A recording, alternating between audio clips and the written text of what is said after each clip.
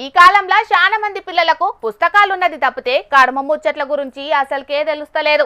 బువ్వ ఎట్లా తయారైతుందంటే హోటల్లో తయారైతది, స్విగ్గీ జొమాటోలో ఆర్డర్ పెట్టుకుంటే ఇంటికి వస్తుంది అన్నట్టే చెప్తున్నారు.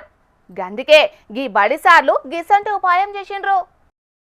మనం రోజు స్కూల్లో పాఠాలు చదువుకుంటాం కదా, ఆ పాఠాలతో పాటు మనం ఫీల్డ్ మీదకి వచ్చినాం. ఈ రోజు దీన్ని ఏమంటామంటే మడి అంటాం. ఏమంటాం? మడి. ఇది వరం, ఒడ్డు లేదా గట్టు అని అంటారు. అంటే ఈ చుట్టూ నీళ్లు పోకుండా ఇలా నిల్వ ఉండడానికి పెట్టారు. దీన్ని ఏమంటాం మనము? తుకం, నారు అంటాం.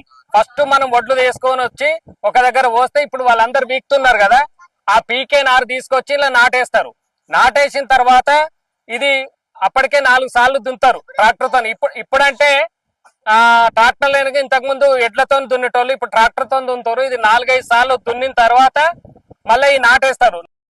వారెవ్వా, భలే చెప్పుడు చెప్తున్నాడు కదా ఈ సారు. క్లాస్ రూమ్ లో ఎట్లయితే వివరంగా చెప్తాడో అట్లనే ఈ పొలంలోకి తీసుకొచ్చి మరి రైతులు పంటలు ఎట్లా పండిస్తారనేది మొత్తం వివరంగా చెప్పిండు. క్లాస్ రూమ్ లా ఎంత చెప్పినా పిల్లలకు పూరాగా సమజు కాదు కాబట్టి రైతులు వాడే కట్టాన్ని కండ్లకు గట్టినట్టు చూపెట్టుడే కాదు, వాళ్ళతోనే పని చేయించుకుంటా మరి వివరించి చెప్పిండు సారు. దుక్కి దున్నుడు కాన్నించి సురువు చేస్తే పంట వండి ఆఖరుకు వడ్లు మిల్లుకు పోయి బియ్యం ఇంటికత్తే కన్న తల్లి అన్నం వండి కంచంలో వేసేదాకా రైతులు ఏమేం చేస్తారనేది మొత్తం వివరించి చెప్పిండు పిల్లలకు.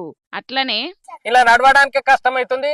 ఆ మహిళా రైతులు కానీ వాళ్ళందరూ కూడా ఇంత కష్టపడి 6 నెలలు కష్టపడి మనకు పండించే పంటను మనం చాలా జాగ్రత్తగా వాడుకోవాలి, వేస్ట్ చేయొద్దు. తర్వాత మనం రైతులను గౌరవించాలి. ఫస్ట్ ఏంటంటే రైతు ఎంత కష్టపడుతున్నారు కదా, వాళ్ళకు వాన ఎండ నీడ ఏది ఉండదు, బాగా కష్టపడి పండిస్తే పంట వస్తుంది. కాబట్టి మనం రైతులను గౌరవించాలి, రైతులు కాపాడుకోవాల్సిన అవసరం అవుతుంది. సూపర్ సారు, మీరు చాలా బ్రహ్మాండంగా చెప్పిండ్రు పిల్లలకు. ప్రతి ఒక్కరికి రైతుల కష్టమేంది, వాళ్ళు పడుతున్న బాధలేంది, ఎంత తిప్పలు పడితే పంట వండుతుంది అనేది చిన్నప్పుడే పిల్లలకు తెలిస్తే అన్నం వేస్ట్ చెయ్యరు. అట్లనే రైతులను కూడా గౌరవంగా చూస్తారని మీరు గొప్ప పని ముంగటేసుకున్నందుకు మిమ్మల్ని ఎంత తారీఫ్ చేసినా తక్కువనే అవుతుంది సారు. సిద్దిపేట జిల్లా వర్గల్ మండలం తునికి కల్సా సర్కారు బడి విద్యార్థులను అక్కడి సార్లు ప్రాజెక్టు వర్క్ పేరు మీద ఇట్లా పొలంలోకి తీసుకుపోయి పని చేయించిండ్రు. ఇక ఆఖరుకు విద్యార్థులతోని గిట్ల ప్రతిజ్ఞ కూడా చేపించిండ్రు.